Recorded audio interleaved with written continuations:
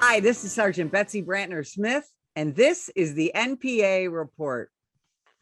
I have with me today a guy who I now get to call my friend, but I've always called him a hero in the 20 years that I've known about him, and I am so excited to introduce him to you if you don't know him. He's a fellow Arizonan. He's also a retired cop like me. He's an Air Force veteran.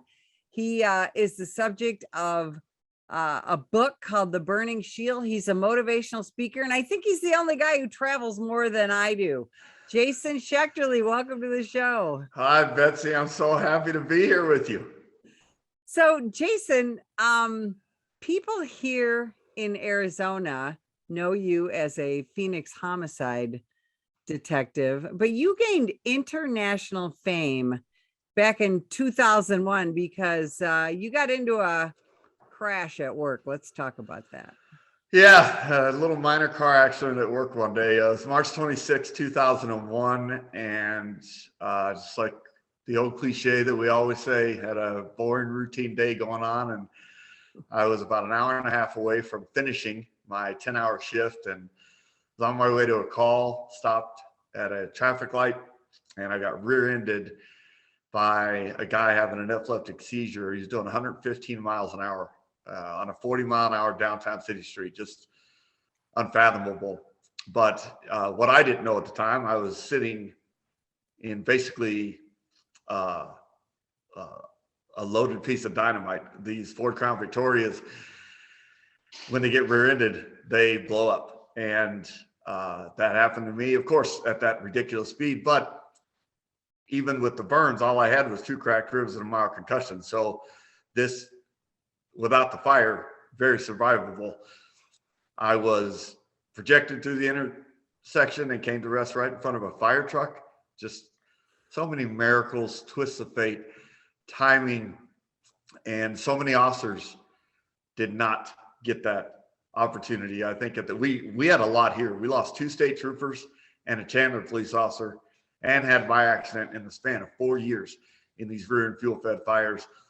And now the cars aren't made anymore, but they are 33 police officers killed and countless civilians that, do not get their story talked about like we do when we're on the job.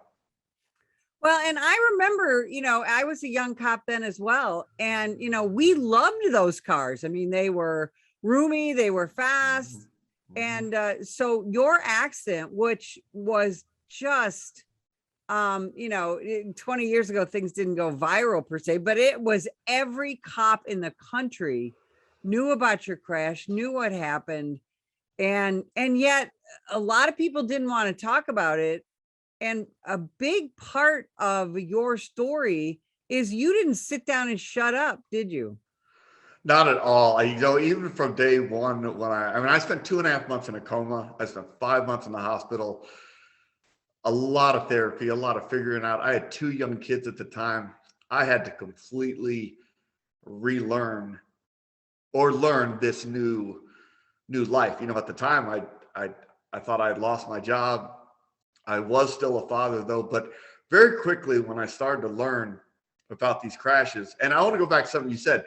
You're right. I wish Ford would have stood up and said, you know what? There's a defect in these cars and we're going to fix them, because look at this guy. He was hit at 115 miles an hour and all he had was a concussion and 2 cracked ribs. He goes home a couple hours later. But instead, we were just numbers on a piece of paper, of course, in big corporate America. And I think the reason my story, I can't imagine today with how crazy social media is. Back then, it was just kind of getting started, but you had the internet, but you could finally see it. And it's easy to talk about somebody in the past tense. They're gone, and you tend to talk about their families or something else. Well, all of a sudden, I figured out, you know what? Regardless of how you look and how you feel about it, and I mean, I could win a beauty contest today compared to 20 years ago. It was really, really bad. But I felt like I owed it. All those people who died didn't get a fire truck in the intersection. They deserved it just as much as I did. So now I have to be their face and their voice and talk about this. So Jason, now you travel all over the country and you motivate not just police officers, but all kinds of people. Who are some of your favorite audiences to talk to? Oh, wow. Uh, Believe it or not, my favorite audiences are not cops, because cops are, and God, I live and breathe. I still feel like I'm a cop. It's who you are, right? It's not what you do. It's who you are forever. But cops are so type A, and oh, I'm tough and I'm not going to laugh. I'm not going to cry. That's all BS. I mean, I love to be vulnerable. I love to laugh. So I like to share with, of course, the medical community. I will, first and foremost, I want these people to know the fruits of your labor. Even if you see somebody in the emergency room for just 8 minutes, you do not know what 20 years later is going to bring. I ended up having a third child after the accident, who's now grown up playing college baseball. His life shouldn't even exist. And all the nurses and doctors that worked on me, I try as often as I can to go back and show them pictures, tell stories, say, look, what you did matters. So I love talking to them, but I also love even going to like a Fortune 500 company in Manhattan. And you walk into this room with everybody in $3,000 suits. They're all driving Mercedes and BMWs, and they got big houses on Long Island. Well, guess what? They all have a story too. Life happens to all of them, and it's awesome to watch the transformation over my hour-long presentation. So I can't tell you how much I love it. Well, and one of the most amazing parts of your story, Jason, is you certainly could have just, you had to go through a long recovery, but you certainly could have retired, but you got declared fit for duty and went back and had a career that included retiring as a homicide detective, right? I did. And Betsy, one of the most important moments in my recovery, I was in the hospital, I was blind, and my chief of police, a gentleman named Harold Hurt at the time, after he left here, he went on to Houston PD. He came into my hospital room, and again, I'm blind, and I'm a huge chain of command person. You mentioned I was in the Air Force, starting at 18 and then to become a cop. I am a huge chain of command person. So he walks in and introduces himself, and of course, I'm like, wow, the chief of police is here. And he said, Jason, I've got in one hand your badge and in one hand your oath of office, and I'm going to leave them here to let them know that you will be a cop as long as you choose, not as long as we choose. And I hear so many terrible stories across the country of people getting pushed out after a certain amount of time. They gave me all the time I needed, all the support I needed. And when I was ready, and the doctor said I could, and the police department welcomed me back with open arms, yes, I went back to work. It was 18 months after the accident. That's just extraordinary. And you were raising kids. You had always wanted to be a cop. Mm-hmm. What was the ultimate motivation for you to get back and do the job that, caused you to be so damaged in the first place? What was that motivation to get back? What were you feeling? Well, even in my darkest hours, again, I was blind, so that darkness, which was the most claustrophobic, terrifying thing ever.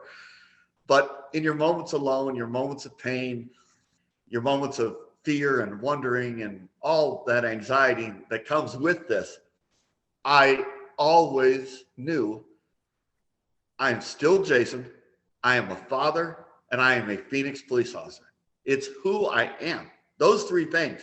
And no fire can take that away. No, I'm not going to blame some, too many people, this, too many people just want to be a victim. And, oh, this happened to me and it ruined my life. I was 28 years old. And yes, it would have been very easy to just say, all right, let's call it good, had a good run, and just fade away. And I didn't want to do that. I wanted to get back. I had no idea I'd get to where I'm at today. I really didn't. I just kept trying to put one foot in front of the other. And then when I have my bad days, I took those and I'd rebuild again. And pretty soon, you know, that saying, there's your front windshield's a lot bigger than your rear view mirror for a reason.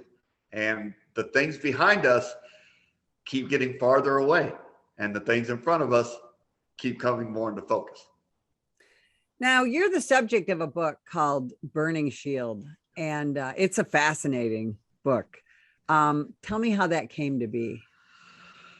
Wow. I actually, it was 8 years and 3 authors, and I went through the whole process kind of humbly chuckling, like, you're really going to have a book written about you? This is kind of ridiculous. But the last person who wanted to do it, Landon Napoleon, just a fantastic writer, wrote 14 books at the time. One was turned into a movie. And what I love about his idea and why we went with it, there's so much I don't know about my own story, because I don't remember the accident. I didn't see it. I didn't feel it. I didn't hear it. I didn't do anything. And then I was in the hospital for a very long time. Well, he went and spent hours and hours and hours with everybody involved.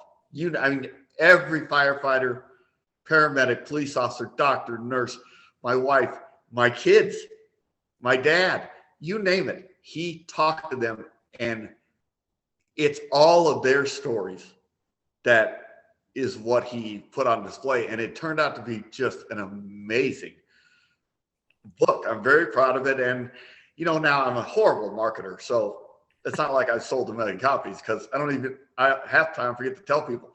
But it's a great legacy that someday my grandkids are going to read. And, hopefully some things police officers that are young now will read it and learn the history of their department, things like that. So I'm very proud of the book. It's on Amazon and Barnes and Noble. A big part of your story is really and I don't want to belabor it too much, but the fight that you had to get into to get Ford Motor Company to admit that this car and cars like it had a problem. Talk about that a little bit. Well, I had a lot of great people on my team. I had a great attorney that had already dealt with the loss of a trooper in Florida and a trooper in Louisiana, both state troopers, Skip Fink and Juan Cruz, here in Arizona. So he was very knowledgeable on the subject. And then we had just some really high profile people wanting to get involved. And again, Ford, there's 350,000 Crown Vics on the road at the time, between police cars, taxi cabs. So to say, 20 people have died, well, they're like, what do they care about that, right? It was just a horrible thing. But I testified in front of the New York State Senate, the Texas House of Representatives. I went to NHTSA in Washington, D.C., and I just did everything I could. Again, when you have to look at this, it's a whole different ballgame. We're not talking about somebody dying and being in a cemetery somewhere and their spouse has a flag at home. You have to look at this, and you have to hear my voice and understand the damage that you're doing out there. And Ford I just think they got tired of it. They quit making the cars in 2011. I still see them once in a while, usually taxi cabs. I don't think too many police departments have it anymore, but the rear and fuel fed fires did come to an end. Yeah, thank God. I think I hope that young law enforcement officers realize that a lot of them are alive today because of you. We needed to get rid of those cars. They were very popular. Yeah. But they were very deadly. And your accident and those other accidents occurred at a time, again, where the internet was very new. We didn't have the means of communication that we have now. We had to read about your story in things called magazines. Yeah, and a newspaper, God forbid, on Sunday. Yeah, that's when my story would come out, was a Sunday paper. Exactly. So your persistence was just incredible. And yet you had to do that at a time where you had to be a pretty exhausted guy trying to recover from that crash and go back to work. Yeah. Well, I was that young, gung-ho, naive, like a lot of people. I'm going to go out and I'm going to change the world. I'm going to at least change in my community for the better. And then this happened, and I did get an opportunity. And I'm very proud to look back now. I didn't pay attention as I was going through it. I just realized I had a fight on my hands, not only my own recovery, but a fight against Ford, and to educate all these departments and make them understand that they are driving around in some very dangerous vehicles. And it actually, during looking back on it now, it was a big part of my recovery because it made me strong. It made me start traveling and eat and exercise and gain weight again and try to get back in shape. But also now, all these years later, it's just something I'm very proud to say, you know what, we collectively, so many people did just so much advocacy, and it did make a difference. And you will not see, or at least a police officer from a vehicle, look like me. Absolutely. Now, Jason, the Phoenix Police Department treated you very well. And I was so glad when I learned about that. But that doesn't always happen when officers are catastrophically injured, whether it's physically or emotionally. And you know that as well. So you and I got involved in something together that is trying to change that. And that is the Wounded Blue. Okay. We both now sit on the board. Can you talk about that and some of your hopes for the organization moving forward? Yeah, I am so excited. I'm really honored that you and we started on the board together. So hopefully we'll have a lot of great years of making some changes. But this organization, to me, is unique in the sense that they are covering all aspects of officer wellness. We've got the physical side, of course, that you can see. You've got the things are being talked a lot more now about the mental, emotional, spiritual side and the toll that it takes on officers. And obviously the suicide rate is mind-blowing to me compared to what it was even just when I was new. And you go back to like the 80s, 70s, it wasn't happening. And I don't know what it is about today. I can only guess a lot of it has to do with social media and the rhetoric and the politics and all the stuff. But the Wounded Blue is just going to be there kind of no matter what you're going through. Once we are able to educate, again, that's going to be our job, right?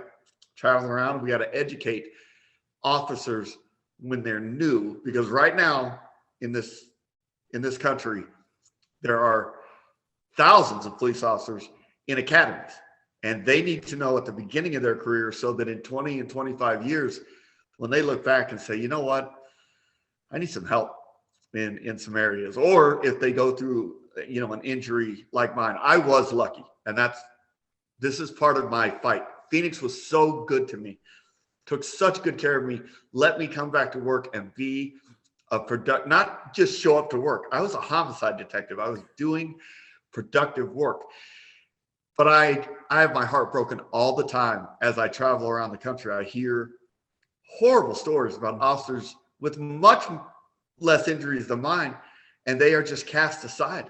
And it's not something I can relate to.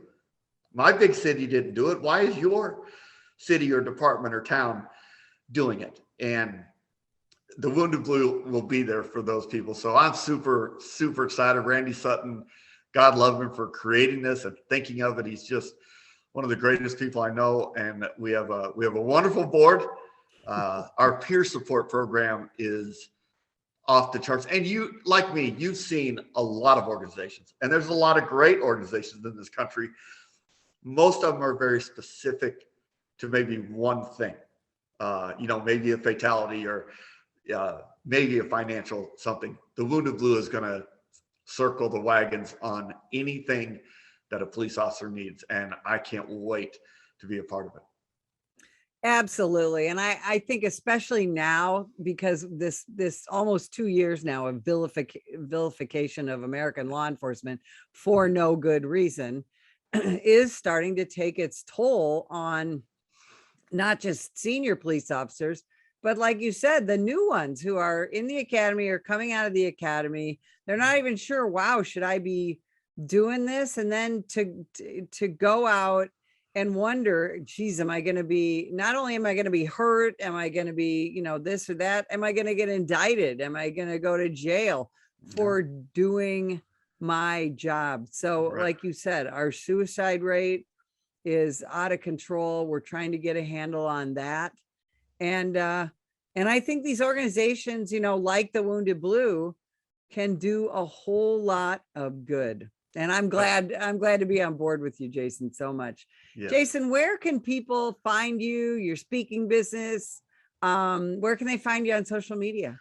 Hi, it's super easy to find, and I'm the only one who answers all my stuff. So my website is burningshield.com. The book is Burning Shield. I'm on LinkedIn, Jason Schechterle, Instagram and Twitter at SchechterleJace. And once you learn how to spell my last name, you're going to have a very easy time finding me. But yeah, I love coming out and speaking, doing super excited. I'm going to the Missoula, Montana Police Department in a couple weeks to do 2 4-hour blocks to their entire department. It's going to be outstanding. And it's just what I love to do. So please reach out. Jason, thank you so much. Thanks for spending time with us today. And if you would like more information about the National Police Association, visit us at nationalpolice.org.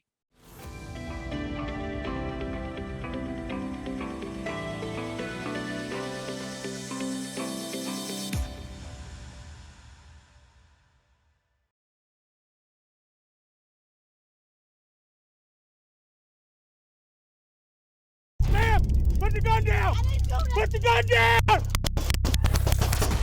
Last year, law enforcement officers were involved in hundreds of thousands of use of force incidents. A use of force incident is when an officer must use nonverbal tactics to gain control of a dangerous situation. Put the knife on the ground. In many cases, officers have no choice but to use force when a suspect doesn't comply with a lawful order. Use of force is always ugly. No one likes it, especially police officers. Together, we can help de-escalate these dangerous encounters. Help police officers by complying with their lawful orders. Don't attack, attempt to disarm, or flee from an officer. Use of force is an officer's last option. Most incidents can be avoided by not resisting arrest. If you feel you've been wrongfully detained by a police officer, then seek a legal solution after the encounter has been resolved. Let's keep everyone safe. Comply now and complain later.